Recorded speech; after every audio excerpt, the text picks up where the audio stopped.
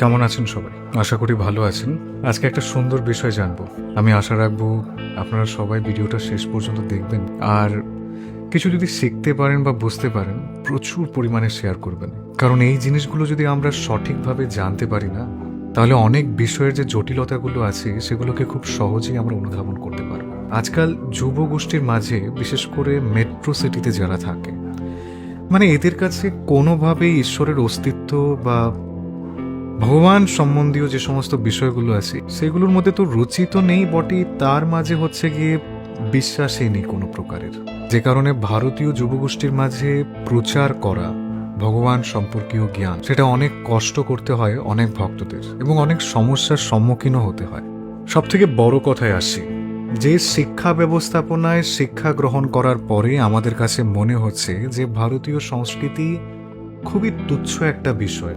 First point, বর্তমানে academic পারপাসে যে শিক্ষা আমরা গ্রহণ করছি স্কুল, কলেজ, ইউনিভার্সিটি, আরও বিভিন্ন কিছুতে, তো সেখানে যারা শেখায় বা সেই সংগঠনগুলো যে চিন্তাধারায় তৈরি হয়েছিল সেই সম্পর্কে কিন্তু গভীরভাবে আপনার কাছে কোনো জানকারি নেই। কেননা আমরা জানি 1835 খ্রিস্টাব্দের আগে ভারতবর্ষে কোনো কনভেন্ট স্টাইলের স্কুল বা ব্রিটিশ এডুকেশন সিস্টেম ভারতে জারি ছিল না। 1835 খ্রিস্টাব্দের আগে ভারতবর্ষের মানুষ যে শিক্ষা ব্যবস্থাপনায় শিক্ষা গ্রহণ করত সেটা হচ্ছে গুরুকুল বেসিক শিক্ষা। এখানে অনেকেই প্রশ্ন করে, গুরুকুল থাকলে আজকের ভারত এরকম কখনোই আমরা দেখতে পারতাম না। যেভাবে মডার্নিটি প্রচুর পরিমাণে ছড়িয়ে গেছে, গুরুকুল থাকলে আজকের যুব সমাজ পূর্ণভাবে মানে ওই গোবর পড়া হতো। গোবর পড়া মানে বোঝেন তো, যেটা আপনারা খুব ট্রোল করেন, যে ভারতে যারা থাকে খুব কঠোর হিন্দুত্ববাদ যারা, এদের মাথায় গোবর ছাড়ার কিছু নেই। ঠিক আছে, আমরা এখানে কোনো রিয়্যাক্ট করছি না, কিন্তু মূল পয়েন্ট অফ ভিউ হচ্ছে এখানটায় 1835 খ্রিস্টাব্দে লর্ড উইলিয়াম বেন্টিনকের আইন সচিব যিনি ছিলেন, অর্থাৎ ব্যাভিংটন ম্যাকলে মিনিট, যেটা বর্তমানে আমরা পড়াশোনা করছি মিনিট অফ ইন্ডিয়ান এডুকেশন। এই মিনিট অফ ইন্ডিয়ান এডুকেশন সিস্টেমের ক্রিয়েটর হচ্ছেন ব্যাভিংটন ম্যাকলে মিনিট। 1835-এ তিনি ভারতবর্ষে প্রাচ্য শিক্ষাকে উঠিয়ে দিয়ে আধুনিক শিক্ষার ব্যবস্থাপনা করে দিয়েছেন, এবং প্রথম সূত্রপাত হয়েছিল কলকাতা শহরে। অনেক হিস্টেরিয়ান আছে যারা এই কথাকে অনেক জোরালোভাবে প্রচার করে। যখন ব্যাভিংটন ম্যাকলে মিনিট কলকাতায় কনভেন্ট স্কুল বা আধুনিক শিক্ষার প্রচলন করেছিলেন, তখন কলকাতাতে রীতিমতো প্রায় 6 থেকে 7 হাজার গুরুকুল ছিল। শুনতে একটু আজব লাগছে, তাই না? যে ওই সময় তো মানুষ শিক্ষার প্রতি কোনো ঝোঁকই ছিল না, তাহলে গুরুকুল এত ছিল কেন? ছিল, কিন্তু সেটা আমি আপনি অনেকেই জানি না। কারণ এটা সিস্টেম, এটা পলিটিক্সের সিস্টেম। কোনো দেশে তার পাস্ট কোনোভাবেই ব্যাখ্যা করতে চায় না তার জনগণদের কাছে। আমি এর আগেও একটা ভিডিওতে বলেছিলাম যে বাংলাদেশের ঘটনায় আপনি ধরে নিন না কেন, 1971-এ যদি জিজ্ঞাসা করা হয় বাংলাদেশ কিভাবে স্বাধীন হয়েছিল, ওরা আপনাকে ডাইরেক্ট বলবে যে আমাদের নিজস্ব মুক্তিবাহিনী ছিল, তারা যুদ্ধ করে বাংলাদেশকে স্বাধীন করেছে। যদি বলা হয় ভারত কি কোনো সুযোগ সুবিধাই দেয়নি বাংলাদেশকে যুদ্ধের সময়, ওরা বলবে দিয়েছে একটুখানি সাপোর্ট, একটুখানি, ফুল সাপোর্ট নয়। কিন্তু আমরা ভারতবর্ষে যারা পড়াশোনা করেছি আমরা জানি যে ভারতের সাপোর্ট ছাড়া বাংলাদেশ কখনো একটা ফ্রিডম কান্ট্রি হতে পারতো না। যারা বাংলাদেশ থেকে ভয়ে ভারতবর্ষে চলে এসেছিল না, তাদেরকে আশ্রয় দেওয়া হয়েছিল ভারতবর্ষে, আশ্রয় ক্যাম্প ছিল সেখানটায়। বাংলাদেশি মুক্তি বাহিনীদের ট্রেনিং পর্যন্ত দেওয়া হয়েছে ভারতীয় সেনাদের দ্বারা, তাদেরকে অস্ত্র দিয়েছে ভারত, এবং প্রচুর পরিমাণে ভারতীয় সৈন্য বাংলাদেশ সৈন্যদের সঙ্গে যুদ্ধ করেছে পাকিস্তানিদের সঙ্গে। সেই কথাগুলো কোনো বাংলাদেশি জানে না। মূল বিষয়টা হচ্ছে এটাই, কোনো দেশেই কখনো তার অতীত তার দেশের জনগণের সম্মুখে খুব জোরালোভাবে তুলে ধরে না। সেম কেস আমাদের ক্ষেত্রে হয়েছে, ভারতীয়দের ক্ষেত্রে। যে কলকাতা শহরে রীতিমতো 6 থেকে 7 হাজার গুরুকুল ছিল, সেগুলোকে রাতারাতি ধ্বংস করে সেখানে কনভেন্ট স্টাইলের স্কুলকে চালু করা হয়। আর এই ব্যবস্থাপনার মূল জনক ছিলেন ব্যাভিংটন ম্যাকলে মিনিট। এইবার মূল পয়েন্টটা শোনো। অ্যাকচুয়ালি যখন ব্রিটিশরা বুঝতে পেরেছিল যে ভারতের মানুষের সঙ্গে অস্ত্রবিদ্যায় যুদ্ধ করে আমরা হয়তোবা সাময়িকভাবে তাদের উপরে দখলদারি আনতে পারি, কিন্তু তাদের মধ্যে যখন বিপ্লবীরা পুরো মানুষকে জাগ্রত করবে, তখন এত মানুষের প্রেসারে আমরা কয়েকজন হাতে গোনা ব্রিটিশ ভারত ছাড়তেই হবে যদি আমরা গায়ের জোর খাটিয়ে ভারতকে দখল করতে চাই। সেই জায়গায় ব্যাবিংটন ম্যাকলে মিনিট বুঝতে পেরেছিল যে গায়ের জোরে তো দখল যে কেউ করতে পারে, কিন্তু মনের উপরে দখল পাওয়াটা এটা সব থেকে কঠিন বিষয়। আর এই ট্রিক্সে ব্যাবিংটন ম্যাকলে মিনিট খেলেছিলেন সাধারণ ভারতীয়দের ক্ষেত্রে, শিক্ষা ব্যবস্থাপনায় পরিবর্তন আনা। যদি শিক্ষার দিক দিয়ে ভারতীয়দের দাস বানানো যায় তাহলে রাজত্ব করা যাবে অনেক বছর। আর যদি কোনো ক্রমে ভারত আমাদের ছাড়তে হয়, যে শিক্ষা আমরা তাদেরকে দেব, অতএব কোনো না কোনোভাবে তারা আমাদেরই এজেন্ট থাকবে। এটাই ব্রিটিশদের মূল কনসেপ্ট ছিল। 1835-এ ব্যাবিংটন ম্যাকলে মিনিট তিনি জার্মান থেকে হায়ার করে একজন ব্যক্তিকে নিয়ে আসেন যার নাম ছিল ম্যাক্স মুলার। আপনি উইকিপিডিয়া সার্চ করলে ম্যাক্স মুলার সম্পর্কে অনেক ভালো ভালো কথা শুনতে পারবেন, কিন্তু মূল হিস্ট্রি সেখানেই ধামাচাপা দেওয়া হয়েছে। তার ভালো ক্যারেক্টারকে ফুটিয়ে তোলা হয়েছে, কিন্তু সে যে উদ্দেশ্যে ভারতে এসেছিল সেই উদ্দেশ্য কোনোভাবেই খোলাসা করা হয়নি। ম্যাক্স মুলার যখন ভারতবর্ষে এসেছিলেন, ব্যাবিংটন ম্যাকলে মিনিট তাকে বলেছিল যে তুমি সমস্ত প্রকারের হিন্দু ধর্মগ্রন্থ যা আছে, পুরাণ, উপনিষদ, বেদ, সমস্ত কিছুকে পড়বে এবং পড়ার পরে তুমি আমাদের ভাষায় এটাকে এক্সপ্লেনেশন করবে।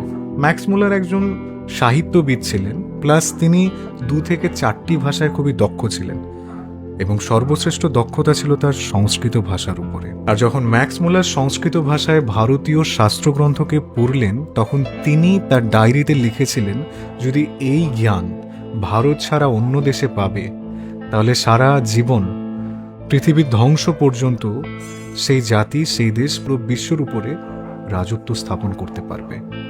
যাকে নিয়ে আসা হয়েছিল মূলত ভারতীয় শাস্ত্রগুলোকে ঘেঁটে দেখার জন্য, তার অনুভূতি এই ছিল ভারতীয় শাস্ত্রগ্রন্থ সম্পর্কে। তখন ব্যাবিংটন ম্যাকলে মিনিট ছাড়াও আরো যত ইংরেজ অফিসাররা ছিলেন তারা বলছেন সত্যি এরকম জ্ঞান আছে ভারতের মাঝে? তখন ম্যাক্স মুলার বলছেন অবভিয়াসলি।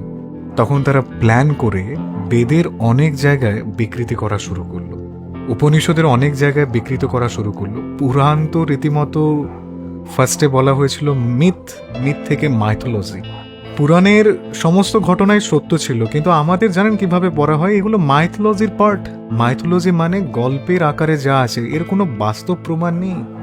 1835-এ এটা ছিল সব থেকে বড় ট্রিক্স। যে শিক্ষায় ভারতীয়রা শিক্ষা গ্রহণ করেছে, সেই শিক্ষার প্রতি যদি কোনোভাবে বিশ্বাস নষ্ট করে দেওয়া যায়, তাহলে ভারতীয়দের অ্যাজ এ কৃতদাস বানানো ব্রিটিশদের পক্ষে খুবই সহজ হয়ে যাবে। সেই কারণে একটা জাতিকে পূর্ণরূপে ধ্বংস করার জন্য ব্যাবিংটন ম্যাকলে মিনিট এই ট্রিক্স খেলেছিলেন।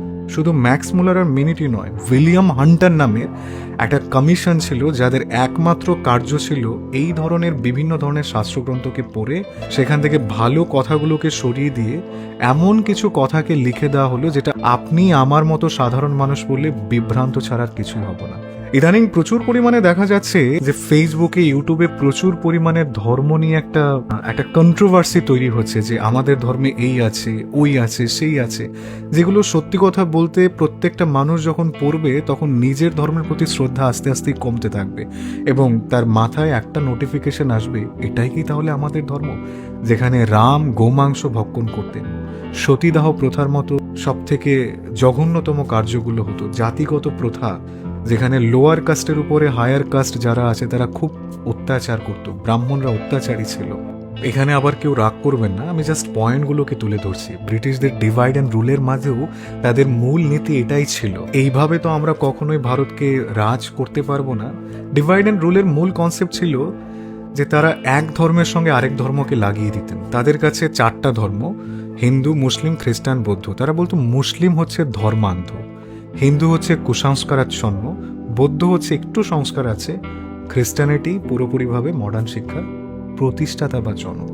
অর্থাৎ যে ভারত থেকে জ্ঞান গ্রহণ করে তারা সারা পৃথিবীতে বিখ্যাত হলো, সেই ভারতের মানুষকেই তারা তুচ্ছ-তাচ্ছিল্য দেখাচ্ছে। সনাতন সংস্কৃতি তাদের কাছে তুচ্ছ-তাচ্ছিল্য।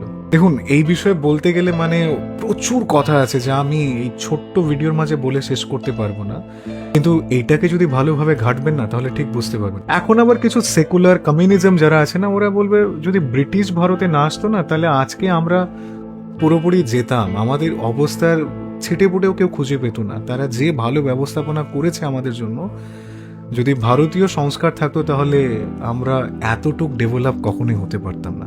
তো এদের মতো দেশদ্রোহী পৃথিবীতে দ্বিতীয় আর কেউ নেই যারা এই কনসেপ্টে ভারতে বসবাস করছে। ব্রিটিশ তাদেরকে উন্নত করেছে। কোন দিক দিয়ে ব্রিটিশ উন্নত করেছে আপনাকে? যে ভারতবর্ষে ডিভোর্সের সিস্টেম কখনো ছিল না, সেই ভারতবর্ষ আজকে ওয়ার্ল্ডের মাঝে তৃতীয় স্থানে আছে ডিভোর্সের জন্য। যে ভারতবর্ষে বৃদ্ধাশ্রমের কনসেপ্ট ছিল না, সেই ভারতবর্ষ আজকে বৃদ্ধাশ্রমে প্রচুর পরিমাণে বৃদ্ধা বাবা মাদের পাওয়া যায়। এটা ভালো করেছে। আর তুমি যদি বলো না আমি তো শিক্ষিত, কতটুক শিক্ষা? আরে বাবা, সার্টিফিকেটের সঙ্গে ক্যারেক্টারের মিল নেই। ত্রেতা যুগে রাবণের 10টা মাথা ছিল, প্রত্যেকটা মাথায় যদি 2টো করে চোখ থাকে তাহলে 10 × 2 20, 20টা চোখ। এই 20টা চোখ 10টা মাথায় একজনকেই দেখতো, সীতাকে। আপনার মাথা কয়টা? একটা। চোখ কটা? 2টো। আপনি কতগুলো সীতাকে দেখেন? আর আপনি কতগুলো রামকে দেখেন? এক মাথায় 2 চোখে। শিক্ষা মানে স্কিল অ্যাচিভমেন্ট, বিদ্যা মানে সংস্কার। আমাদেরকে শিক্ষা দেওয়া হচ্ছে প্রচুর পরিমাণে, কিন্তু শিক্ষাকে ব্যালেন্স করবার জন্য বিদ্যার বড্ড প্রয়োজন। বিদ্যা মানে সংস্কার ডেভেলপ, কিভাবে চরিত্রবান নৈতিকতা হওয়া যায়, এটা একমাত্র ভারতই দিয়েছে ওয়ার্ল্ড ওয়াইড, আর কোনো জাতি দিতে পারেনি। যে ব্রিটিশদের গুণগান গাইছেন না, কলোনিয়াল হিস্ট্রি যেটা আছে না, আপনি যদি ইউরোপের কোনো বাচ্চাকে জিজ্ঞাসা করবেন তোমরা তো 200 বছর ভারতকে শাসন করেছিলে, ওরা কখনো বিশ্বাসই করবে না এই কথা, কারণ তাদেরকে পড়ানোই হয় না।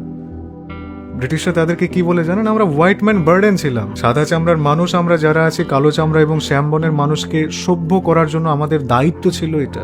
আমরা ভারতবর্ষে পোস্টাল সিস্টেম থেকে শুরু করে road, rail system, hospital, school, college, university সমস্ত কিছু তৈরি করেছে। ভালো দিকগুলো 200 বছর যে লুট করেছে এইগুলো শেখানো হয় না।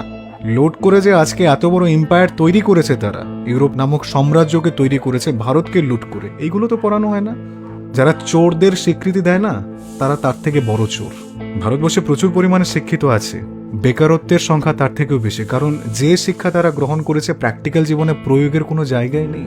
আর সেই শিক্ষা গ্রহণ করে ভারতীয় সংস্কৃতিকে আপনি তুচ্ছতাচ্ছিল্য করছেন। ভারতীয় সংস্কৃতি সর্বদাই জীবন দর্শন সম্পর্কে শেখানো হতো।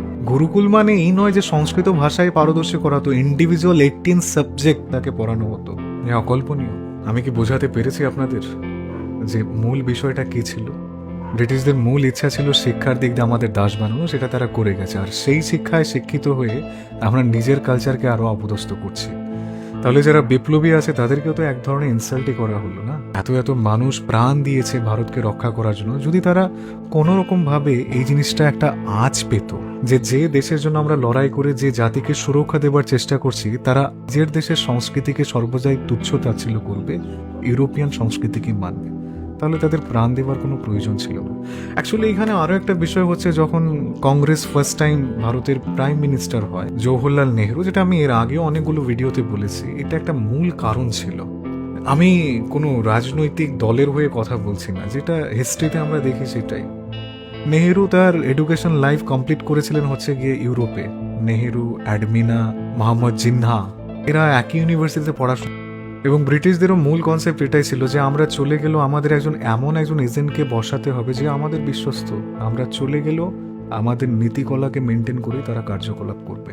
Doctor V.R. আম্বেদকর, বাবা সাহেব যাকে আমরা চিনি, যিনি কনস্টিটিউশনের জনক, আর একটা কথাই তিনি লিখে গিয়েছিলেন যে ভারত আমরা এক্সপেকটেশন করেছি ব্রিটিশ চলে যাবার পর আমরা তৈরি করব, সেই ভারত আর কখনোই আসবে না আমাদের কাছে। ভারতীয় হিস্ট্রিটা ভালোভাবে বোঝার চেষ্টা করুন। খুব বেশি না, 1618 খ্রিস্টাব্দ থেকে 2010 পর্যন্ত যদি একটু ভালোভাবে জানতে পারে না, তাহলে ঠিক বোঝা যাবেন কি হয়েছে, কি না হয়েছে, বা কি হতে চলেছে, বা কি হবে ভবিষ্যতে। সতীদাহ প্রথা নিয়ে আমরা কথা বলবো এর পরের ভিডিওতে। আর একটা কথাই বলবো, ভালো লাগলে শেয়ার করতে কিন্তু মোটেও ভুলবেন না। আপনার একটা শেয়ার যদি অন্য কাউকে জানতে সুযোগ করে দেয়, ক্ষতিটা কোথায়? আমি এখানে পয়েন্ট বা যুক্তি ছাড়া একটি কথাও বলিনি। এটা আমার বিশেষ অনুরোধ থাকবে আপনাদের কাছে, আমার এই ভিডিওগুলো করা মানে আপনাদের কাছে ছড়িয়ে দেওয়া। আপনারাই হচ্ছেন আমার সহযোগী, যদি ছড়াতে পারেন খুব ভালো। আমাদের মূল উদ্দেশ্য হচ্ছে এমন একটা জাতিকে নির্মাণ করা, যে জাতি নিজের দেশকে সর্বদাই সম্মান করবে, নিজের সংস্কৃতিকে সর্বদাই সম্মান করবে। আর সেই বিষয়ে আমরা আপনাদের কাছে সহযোগী প্রার্থী।